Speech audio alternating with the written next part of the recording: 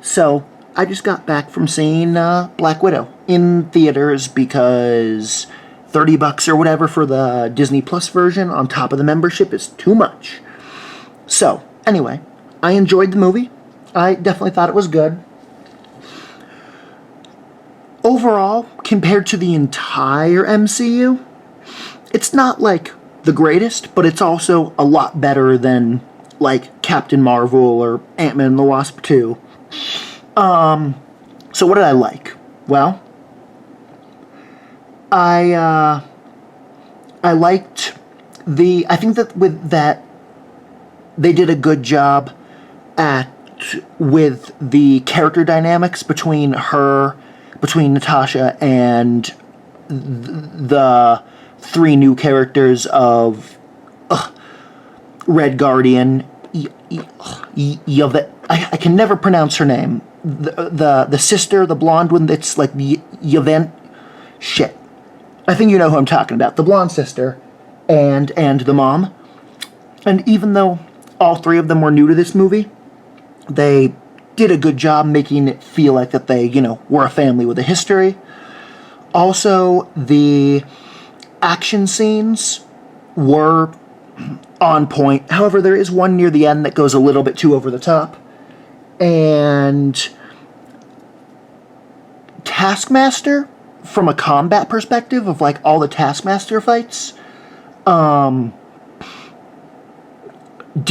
good and did not disappoint. And I think that from a combat perspective, the Taskmaster fights are probably the best ones.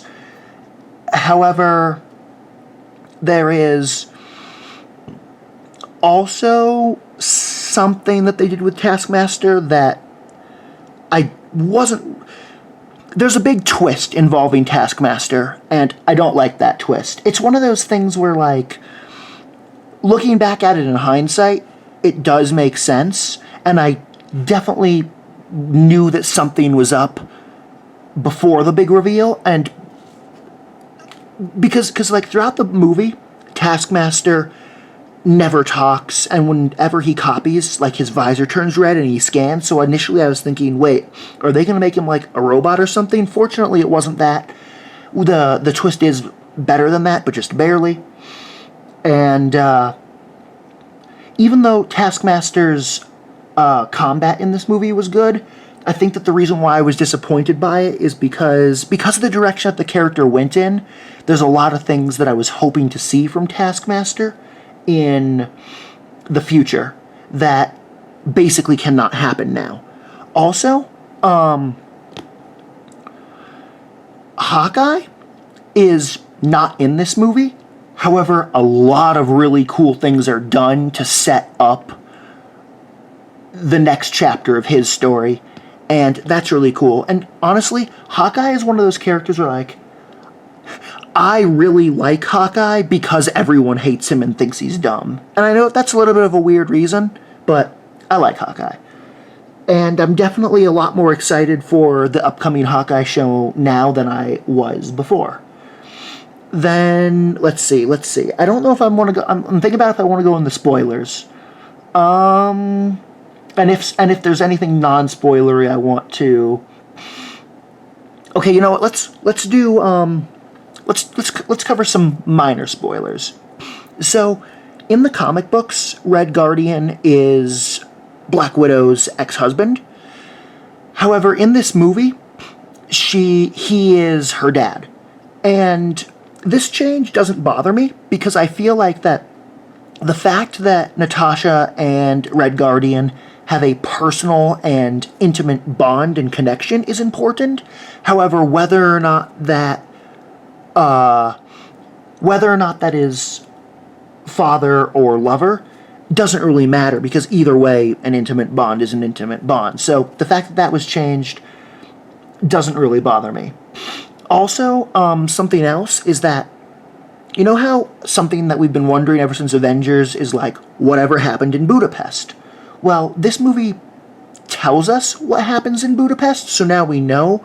However, it tells us. Like, we don't really get to see it, but we are told. So, as awesome as it is to know what happened, it's not as satisfying as it could be because of the fact that we don't see it. Now, that being said, because Budapest was an event that involved both Black Widow and Hawkeye, us getting even more information about it is something that could maybe happen in the Hawkeye show as well. But also, maybe not. And then...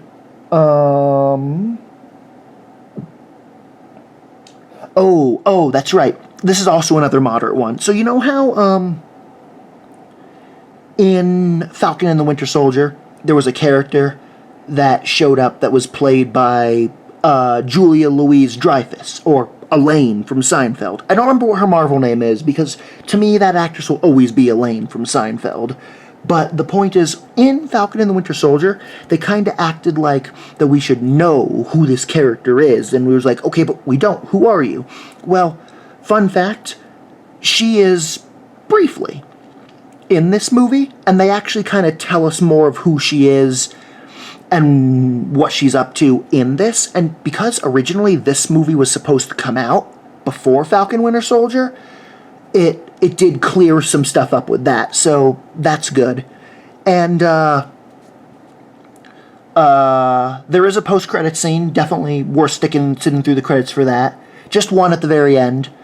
And I think that's basically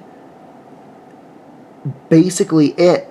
There's definitely a couple more things that I could talk about if I went into heavy spoilers. But do I want to... You know what? Yeah, fuck it. Let's do it. So, the only thing that's worth talking about in terms of heavy spoilers is that, is going into specifics about the Taskmaster change and the Taskmaster twist, which I didn't love, but also didn't hate.